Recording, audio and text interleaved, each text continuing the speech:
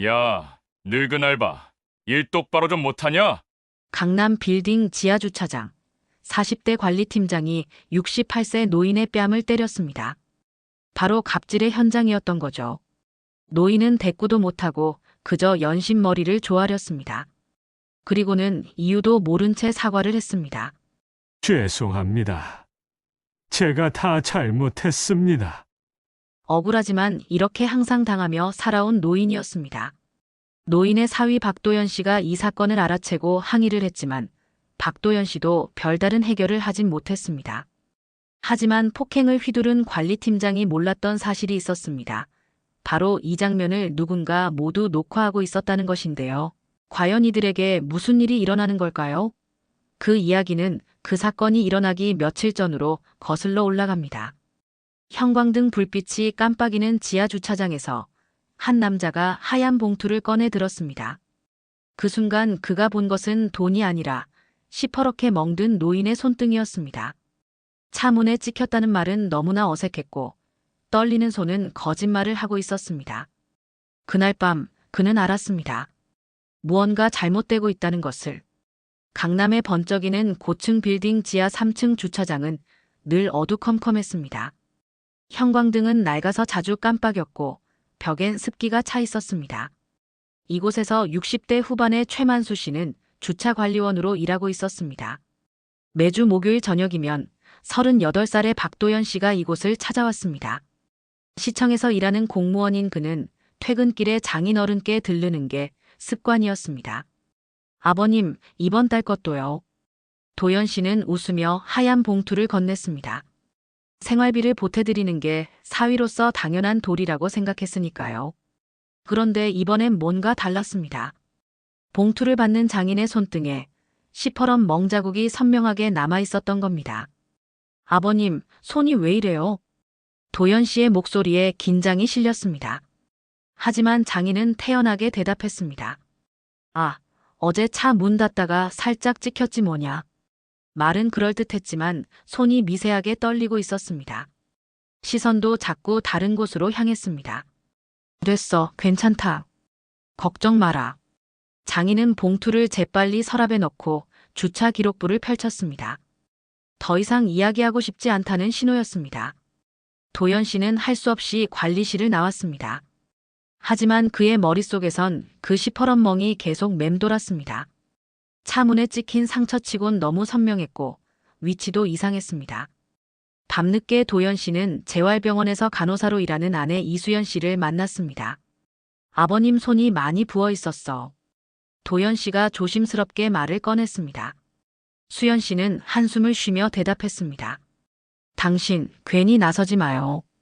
아버진 체면 깎이는 걸 제일 싫어하시잖아요. 그래도 이건 좀. 당신 정의감도 좋지만 가끔은 그냥 넘어가는 것도 필요해요. 수연 씨의 말이 틀린 건 아니었습니다. 장인은 평생 남에게 패 끼치는 걸 싫어하는 분이었습니다. 늘 괜찮다, 다 잘 돼가고 있다고만 하셨습니다. 하지만 도연 씨의 가슴 속엔 불편한 감정이 자리 잡았습니다. 형광등 아래에서 본 그 주름진 손등, 어색하게 시선을 피하던 장인의 얼굴이 자꾸만 떠올랐습니다. 그날 밤 그는 잠을 제대로 이루지 못했습니다. 꿈속에서도 형광등이 깜빡이는 지하 주차장이 나타났습니다. 사흘이 지났습니다. 도연 씨는 다시 목요일 저녁에 지하 주차장을 찾았습니다. 이번엔 일부러 조금 일찍 갔습니다. 관리실 불빛이 보였습니다. 그런데 이상하게도 안에서 목소리가 들렸습니다. 장인 혼자 계실 시간인데 누군가 함께 있는 것 같았습니다. 도연 씨는 조심스럽게 다가갔습니다. 문틈 사이로 안을 살짝 들여다봤습니다. 장인은 책상 앞에 서 계셨고 그 앞엔 정장을 차려입은 중년 남성이 서 있었습니다. 분위기가 심상치 않았습니다. 그때였습니다. 형광등이 칙 소리를 내며 순간 꺼졌다가 다시 켜졌습니다. 그 짧은 어둠 속에서 도연 씨는 확실히 봤습니다. 장인의 어깨가 움츠러들어 있었고 그 남자는 뭔가를 지적하듯 손가락으로 서류를 쿡쿡 찌르고 있었습니다. 도연 씨의 가슴이 철렁 내려앉았습니다. 그는 그 자리를 떠나 차로 돌아왔습니다. 그날 봉투를 전하지 못했습니다. 뭔가 더 큰 일이 벌어지고 있다는 확신이 들었거든요. 집으로 돌아가는 길, 도연 씨는 백미러로 빌딩을 바라봤습니다. 지하 주차장 입구에서 희미하게 깜빡이는 형광등 불빛이 보였습니다. 도연 씨는 차 안에서 핸들을 꽉 쥐었습니다. 형광등이 깜빡일 때마다 그의 불안도 함께 커져갔습니다. 도대체 저 지하에서 무슨 일이 벌어지고 있는 걸까요? 며칠이 지났지만 도연 씨의 불안은 가시지 않았습니다. 그는 결심했습니다. 직접 확인해야겠다고요. 오후 2시, 그는 연차를 반일 내고 빌딩으로 향했습니다. 손에는 장인이 좋아하시는 아메리카노 2잔이 들려 있었습니다. 지하 주차장으로 내려가는 계단, 형광등은 여전히 불안정하게 깜빡이고 있었습니다. 도연 씨가 관리실 쪽으로 걸어가는데 갑자기 날카로운 고함 소리가 들렸습니다. 늙은 알바 주제에 일을 이따위로 해? 도연 씨의 발걸음이 멈췄습니다. 심장이 빠르게 뛰기 시작했습니다. 그는 조심스럽게 관리실 문 쪽으로 다가갔습니다. 문틈 사이로 안을 들여다본 순간 도연 씨는 숨이 멎는 것 같았습니다. 장인 최만수 씨는 고개를 깊이 숙인 채 한쪽 뺨을 감싸고 있었습니다. 그 앞에는 깔끔한 회색 양복을 입은 40대 중반의 남자가 서 있었습니다. 관리팀장 윤상필이었습니다. 그는 손가락으로 서류를 콕콕 찍어가며 무언가를 따지고 있었습니다. 보고 누락하면 회사 전체가 피해본단 말이에요. 말끝마다 사람을 짓누르는 오만함이 묻어났습니다. 그리고 도연 씨는 확실히 봤습니다. 장인의 뺨이 붉게 부어있는 걸요. 도연 씨는 더 이상 참을 수 없었습니다. 문을 확 밀고 들어갔습니다. 손에 들고 있던 커피 한 잔이 바닥에 떨어져 검은 액체가 사방으로 퍼졌습니다. 지금 제 장인 어른을 때리셨습니까? 도연 씨의 목소리는 낮고 차가웠습니다. 윤상필이 고개를 돌려 그를 쳐다봤습니다. 그리고는 비웃듯 웃었습니다. 아, 사위분. 공무원이라면서요. 세상 물정 좀 배우세요. 윤상필은 여유롭게 팔짱을 꼈습니다. 이런 상황이 낯설지 않은 듯 했습니다. 오히려 즐기는 것처럼 보이기까지 했습니다. 하지만 도연 씨의 눈빛은 흔들리지 않았습니다. 그는 한 걸음 앞으로 나섰습니다. 사람의 얼굴을 손으로 때린 순간 그 손은 이미 권력이 아닙니다. 짧은 침묵이 흘렀습니다. 윤상필의 표정에서 여유가 살짝 흔들렸습니다. 자신을 이렇게 정면으로 대하는 사람이 오랜만이었던 모양입니다. 도연 씨는 주머니에서 휴대폰을 꺼냈습니다. 그리고 장인의 뺨과 손등을 사진으로 찍기 시작했습니다. 윤상필의 얼굴이 굳어졌습니다. 증거 확보입니다. 도연 씨의 목소리는 담담했지만 그 안에는 단호함이 배어 있었습니다. 시청 민원실에서 6년째 일하며 수백 건의 신고를 접수해온 그였습니다. 어떤 절차가 필요한지, 무엇이 법적 효력을 갖는지 정확히 알고 있었습니다. 윤상필은 주먹을 쥐었다 펴기를 반복했습니다. 뭔가 말하려다가 결국 돌아섰습니다. 좋아요. 실컷 해보세요. 근데 그 노인네, 내일부터 여기 못 나올 거예요. 그는 쾅 하고 문을 닫고 나갔습니다. 복도의 발소리가 멀어지고 관리실엔 무거운 정적만 남았습니다. 도연 씨와 장인만 남은 공간. 바닥에 엎질러진 커피가 천천히 형광등 불빛 아래로 번져갔습니다. 장인이 힘없이 의자에 주저앉았습니다. 그의 손은 여전히 떨리고 있었습니다. 두려움 때문이 아니었습니다. 사위에게 피해가 갈까봐 걱정하는 마음 때문이었습니다. 도연아, 너 때문에 내가 일자리 잃으면 어쩌려고.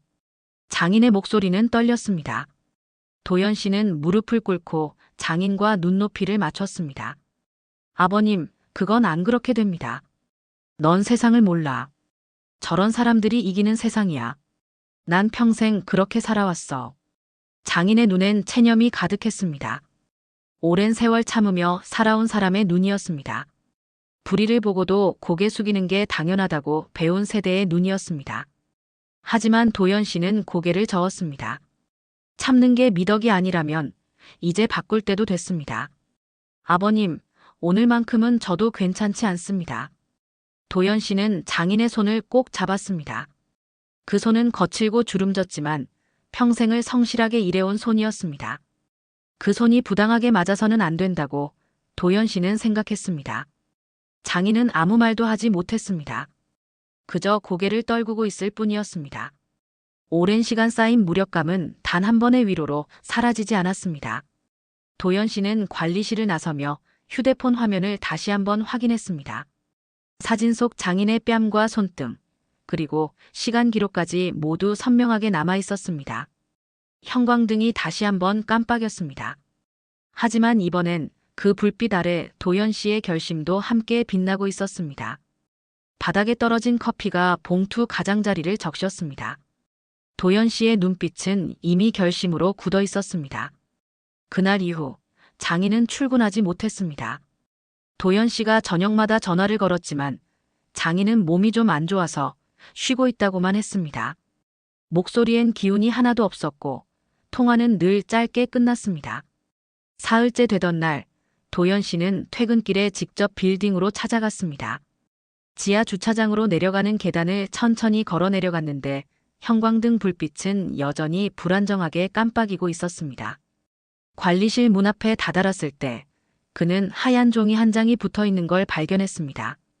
주차관리원 최만수, 업무 태만으로 교체 예정. 추후 공지 예정. 종이는 깔끔하게 프린트되어 있었고 하단엔 관리팀장 윤상필의 서명이 찍혀 있었습니다. 도연 씨는 종이를 한참 동안 바라봤습니다. 예상했던 일이었지만 막상 글자로 보니 가슴속에서 뜨거운 무언가가 치밀어 올랐습니다. 이건 정당한 인사 조치가 아니었습니다. 명백한 보복이었습니다. 집으로 돌아가는 길, 도연 씨는 차 안에서 한참을 가만히 앉아 있었습니다. 핸들을 쥔 손에 힘이 잔뜩 들어갔다가 풀어지기를 반복했습니다. 이대로 포기할 순 없었습니다. 그날 밤 10시쯤 도연 씨의 휴대폰에 낯선 번호로 문자가 한 통 들어왔습니다. 발신자는 장금옥 씨였습니다. 관리실 근처에서 청소 일을 하는 60대 초반의 여성으로 도연 씨가 몇 번 스쳐 지나가며 인사를 나눈 적이 있었습니다. 말수가 적고 조용한 분이라는 인상을 받았던 기억이 났습니다. 박 선생님, 제가 그날 소리 다 들었습니다. 혹시 시간 되시면 내일 한번 만나 뵐 수 있을까요? 도연 씨는 즉시 답장을 보냈고 다음 날 저녁 빌딩 근처 작은 카페에서 장금옥 씨를 만났습니다. 그녀는 낡은 핸드백을 무릎 위에 올려놓고 조심스럽게 앉아 있었습니다. 손가락을 계속 만지작거리는 걸 보니 무척 긴장한 것 같았습니다. 선생님, 저 용기 내서 연락드렸어요. 그녀는 떨리는 손으로 핸드백을 열었습니다. 그 안에서 손바닥만 한 작은 녹음기를 꺼냈습니다. 오래된 기계였지만 버튼은 깨끗하게 닦여 있었습니다.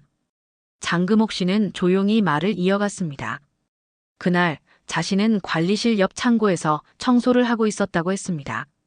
문이 얇아서 안에서 나는 소리가 다 들렸고 팀장이 최 선생님한테 소리 지르는 게 너무 심해서 무서웠지만 혹시나 하는 마음에 녹음을 했다고 했습니다. 말을 하는 내내 그녀의 목소리는 작게 떨리고 있었습니다. 도연 씨는 녹음기를 조심스럽게 받아들었습니다. 재생 버튼을 눌렀습니다. 잠시 잡음이 들리더니 윤상필의 목소리가 선명하게 흘러나왔습니다. 늙은이, 한 번만 더 실수하면 내 손으로 내보낼 줄 알아. 이 나이에 다른 데 가서 일자리 구할 수 있겠어? 협박과 모욕이 그대로 담겨 있었습니다. 그날의 공기가, 그 순간의 긴장이 녹음기 안에 생생하게 살아 있었습니다. 도연 씨는 녹음을 멈추고 천천히 고개를 들어 장금옥 씨를 바라봤습니다. 금옥 씨, 이거 정말 중요한 증거예요. 용기 내주셔서 진심으로 감사합니다. 장금옥 씨의 눈가가 붉어졌습니다. 그녀는 손수건으로 눈가를 살짝 닦으며 최 선생님이 너무 불쌍해 보였다고, 맨날 고개 숙이고 사과하시는 모습이 참아 볼 수가 없었다고 말했습니다. 그녀 역시 오랜 시간 비슷한 대우를 받으며 일해왔을 겁니다. 약자가 약자의 아픔을 가장 잘 아는 법이니까요. 그날 밤 도연 씨는 집에 돌아와 컴퓨터 앞에 앉았습니다. 인권위원회 온라인 신고창을 열고 신고서를 작성하기 시작했습니다.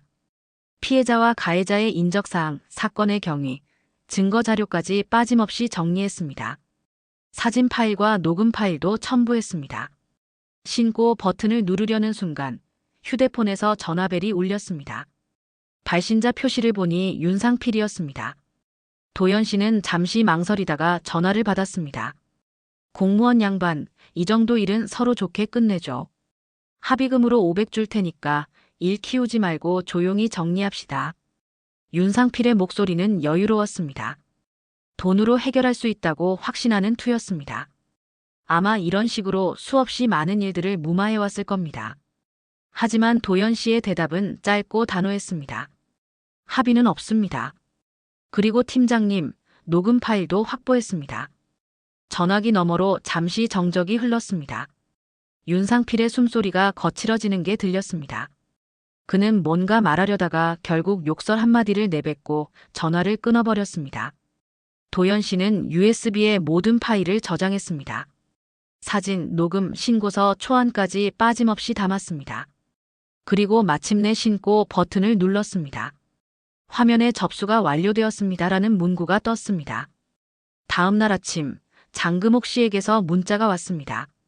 선생님, 겁나지만 이제는 말해야 할 것 같아요. 진실은 무서워도 거짓은 더 무섭네요. 도연 씨는 답장을 보냈습니다. 이제 두렵지 않게 만들어드리겠습니다. 신고가 접수되고 일주일이 지났습니다. 인권위원회에서 정식 조사를 시작한다는 통보가 왔고 도연 씨와 장인은 서울 중구에 있는 인권위원회 조사실로 출석하게 되었습니다. 조사실은 생각보다 아늑했습니다. 너무 밝지도 너무 어둡지도 않은 조명 아래 긴 테이블이 놓여 있었고 창밖으로는 가을 햇살이 부드럽게 들어오고 있었습니다. 도연 씨는 장인의 손을 꼭 잡고 의자에 앉았습니다. 장인의 손은 여전히 차갑고 떨리고 있었습니다. 이 나이에 이런 데까지 오게 될 줄이야. 장인은 작게 중얼거렸습니다. 목소리엔 피로와 불안이 섞여 있었습니다. 평생을 조용히 살아온 사람이 공식적인 조사를 받는다는 것, 그것만으로도 큰 부담이었을 겁니다. 도연 씨는 장인의 어깨를 가만히 두드렸습니다.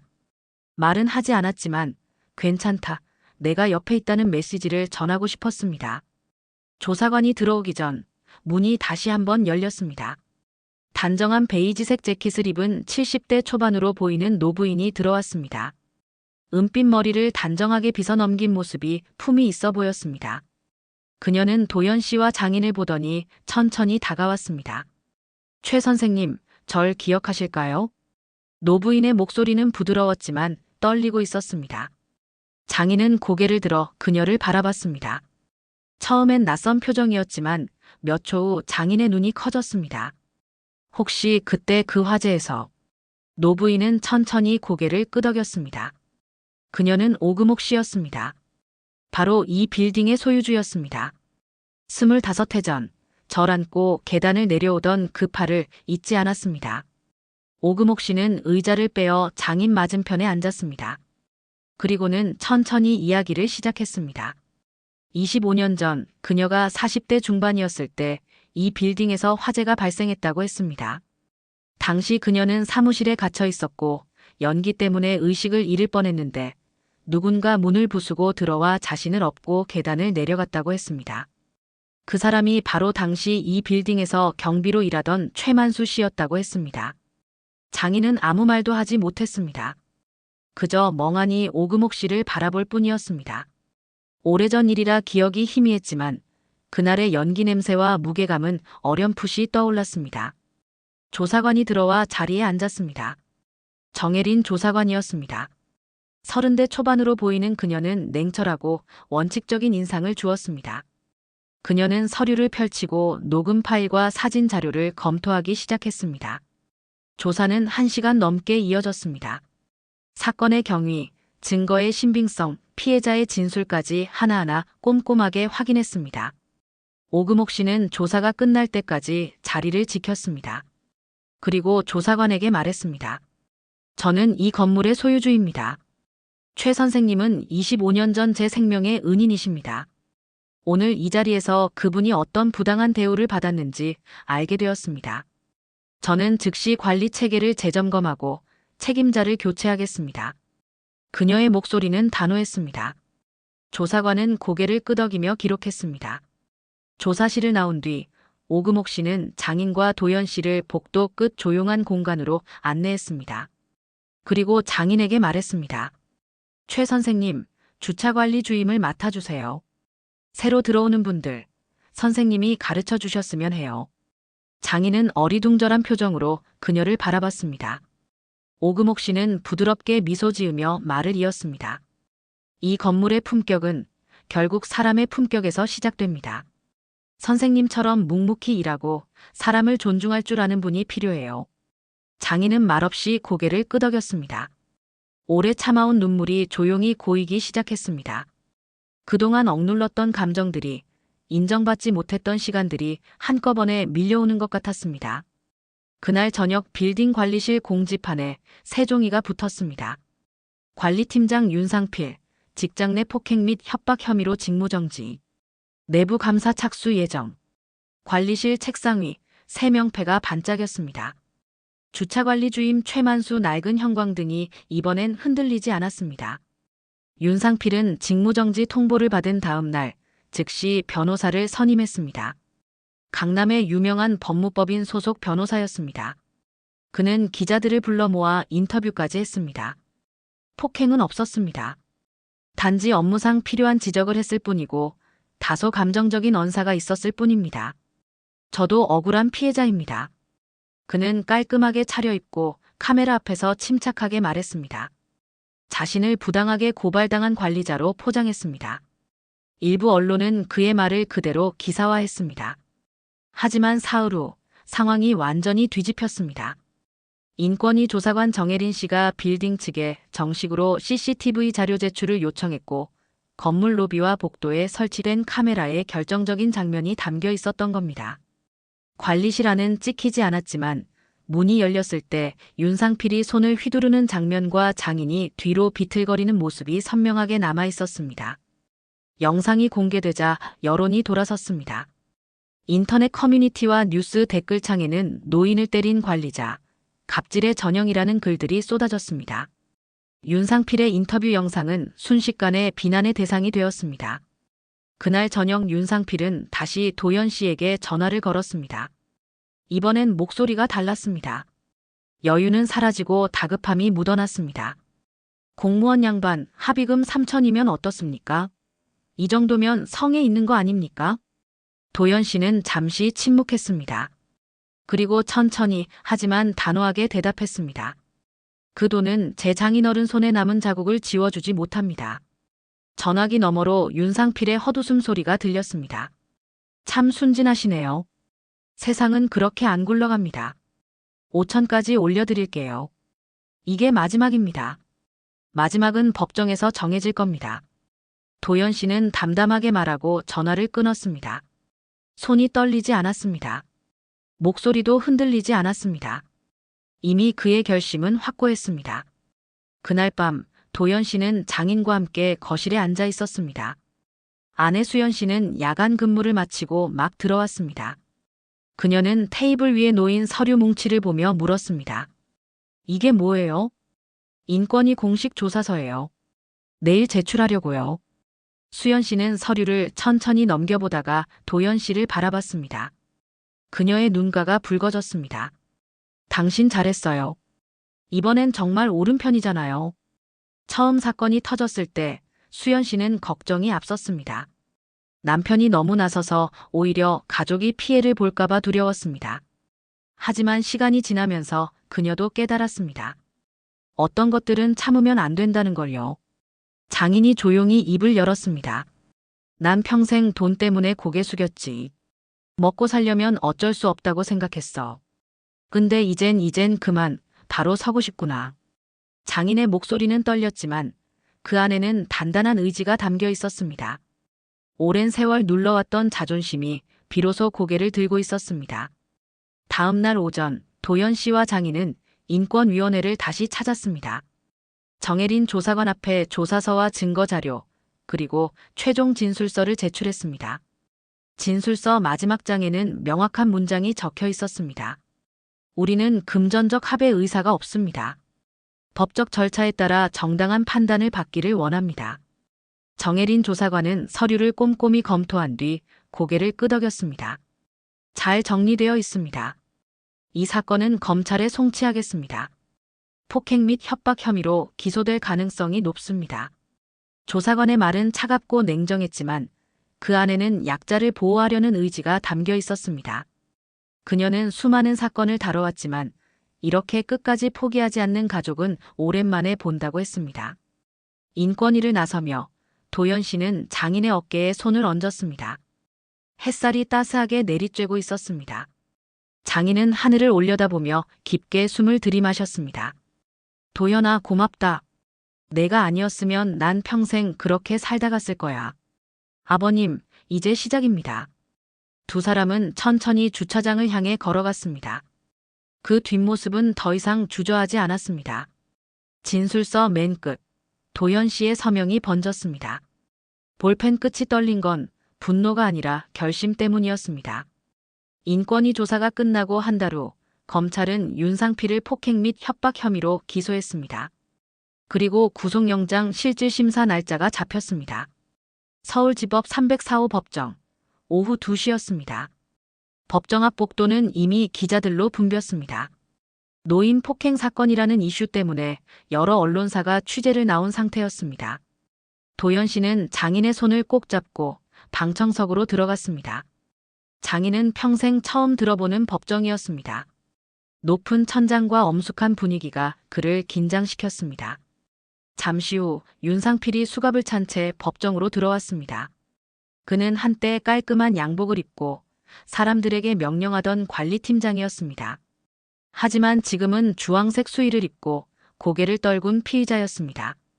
기자들의 카메라 셔터 소리가 연달아 터졌습니다. 재판장이 입을 열었습니다. 피의자 윤상필, 폭행 및 협박 혐의에 대한 구속영장 실질심사를 시작하겠습니다.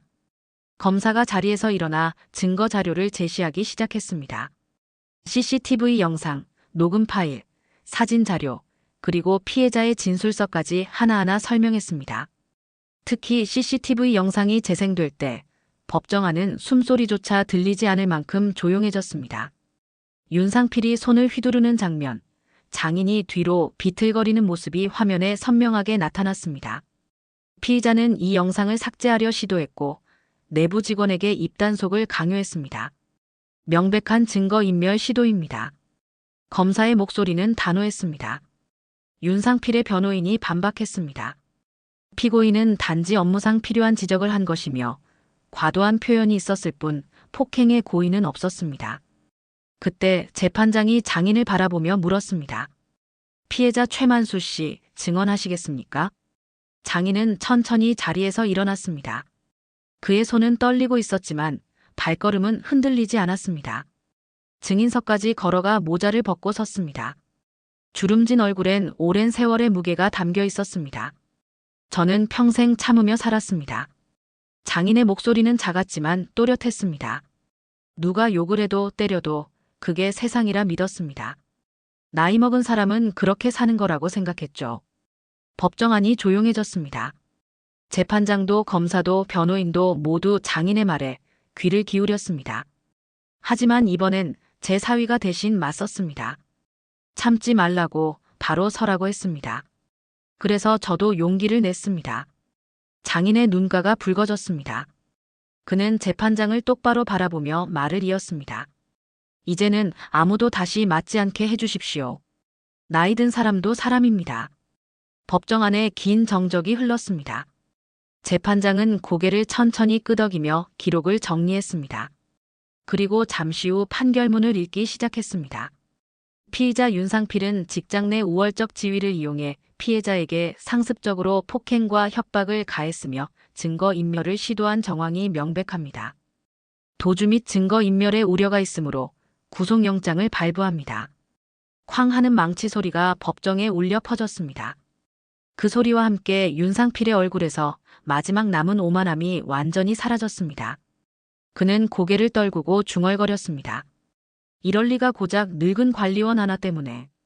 그의 말은 끝까지 이어지지 않았습니다. 법정 경위가 다가와 그를 데리고 나갔습니다.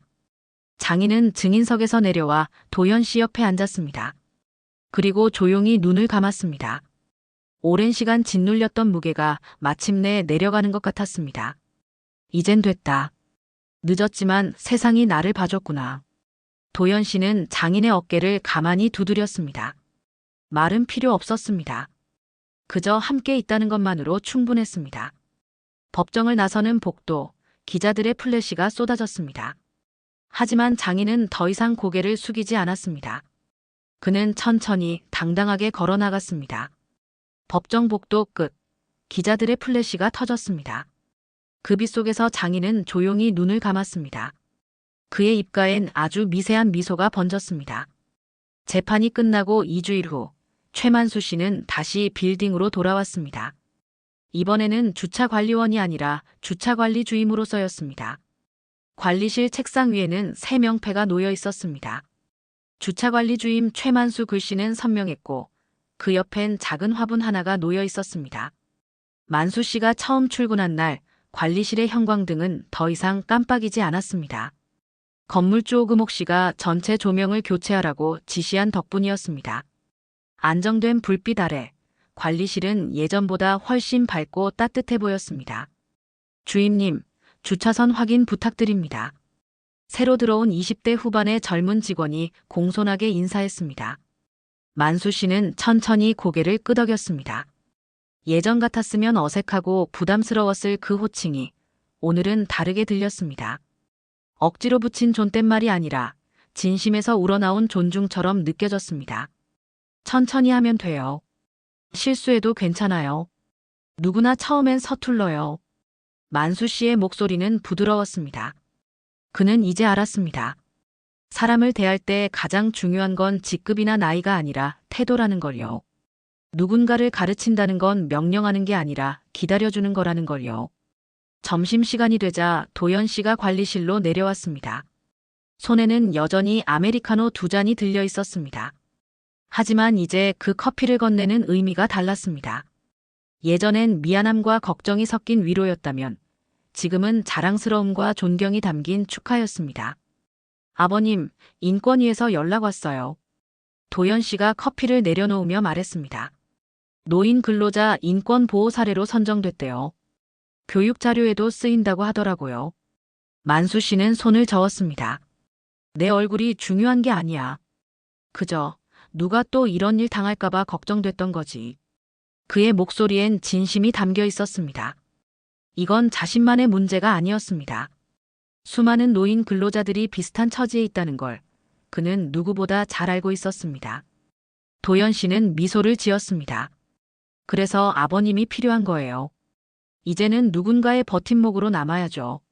아버님 같은 분이 있기에 세상이 늦게나마 바뀌는 거니까요. 만수 씨는 잠시 눈을 감았습니다. 그동안 짓눌려 있던 아픔이 이제는 자부심으로 바뀌고 있었습니다. 오랜 세월 참기만 했던 자신이 이제는 다른 누군가를 지켜줄 수 있는 사람이 되었다는 사실이 믿기지 않았습니다. 오후 4시쯤 관리실에 새로운 젊은 직원들이 모였습니다. 만수 씨는 그들에게 주차관리 요령과 고객 응대 방법을 가르쳤습니다. 하지만 그가 가장 강조한 건 기술이 아니었습니다. 여러분, 이 일하면서 가장 중요한 건 사람을 대하는 태도예요. 우리가 아무리 낮은 자리에 있어도 존중받을 권리는 있어요. 그리고 우리도 다른 사람을 존중해야 해요. 젊은 직원들은 고개를 끄덕이며 그의 말을 경청했습니다. 만수 씨의 얼굴엔 오랜만에 생기가 돌았습니다. 예전에 그는 늘 움츠러들어 있었지만 지금의 그는 달랐습니다. 등이 조금 더 펴져 있었고 목소리에도 힘이 실려 있었습니다. 퇴근 시간이 다가왔습니다. 만수 씨는 관리실 유리창을 닦으며 하늘을 올려다봤습니다. 초겨울 해가 서쪽으로 기울고 있었습니다. 유리에 비친 자신의 모습을 보며 그는 문득 젊은 시절을 떠올렸습니다. 25해 전 화재 현장에서 누군가를 구했던 그날. 그때의 자신은 두려움 없이 달려갔었습니다. 하지만 세월이 흐르면서 언제부턴가 움츠러들기 시작했습니다. 나이가 들수록 일자리가 귀해질수록 점점 더 고개를 숙이며 살았습니다. 그런데 이제 마침내 다시 고개를 들 수 있게 되었습니다. 늦었지만 아주 늦지는 않았습니다. 만수 씨는 유리창을 닫았고 걸레를 정리했습니다. 관리실 문을 나서는데 복도 끝에서 도연 씨와 수연 씨가 함께 걸어오고 있었습니다. 수연 씨는 병원 근무복 차림이었습니다. 아버님, 오늘은 저희랑 같이 퇴근하세요. 세 사람은 나란히 지하 주차장을 걸어 나왔습니다. 형광등 불빛이 세 줄로 길게 이어졌고 그 빛은 더 이상 깜빡이지 않았습니다.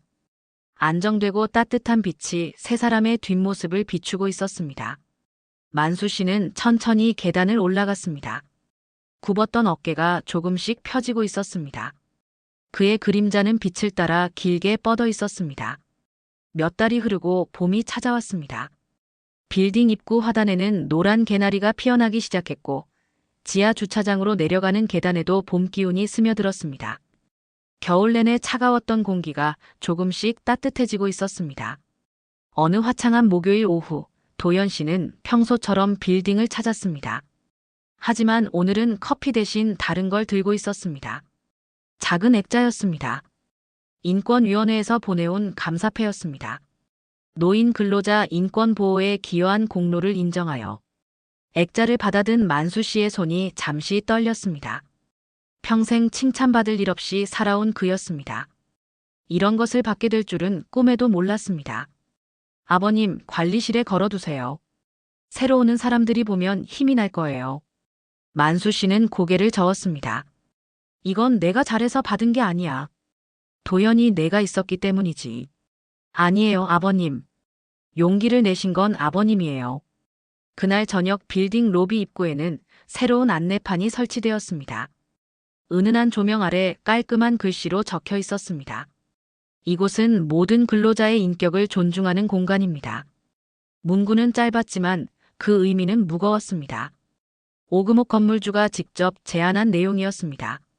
그녀는 25년 전 화재에서 구해준 은인을 25년 후에 다시 구할 수 있게 된 것에 감사했습니다. 이번엔 일자리가 아니라 존엄을 돌려드리는 방식으로요. 만수 씨는 그 안내판을 보며 조용히 웃었습니다. 세상이 조금씩 변하고 있었습니다. 느리지만 분명하게요. 며칠 후 관리실에서 작은 모임이 열렸습니다. 새로 들어온 직원들의 첫 급여일이었습니다. 만수 씨는 근무복 주머니에서 하얀 봉투 몇 개를 꺼냈습니다. 봉투 안에는 작은 상품권과 손편지가 들어 있었습니다. 이건 뭐예요, 주임님? 젊은 직원이 물었습니다. 만수 씨는 부드럽게 대답했습니다. 첫 월급 받은 날엔 자기한테 선물 하나쯤 사야지. 이거 가지고 커피라도 한 잔 사 마셔요.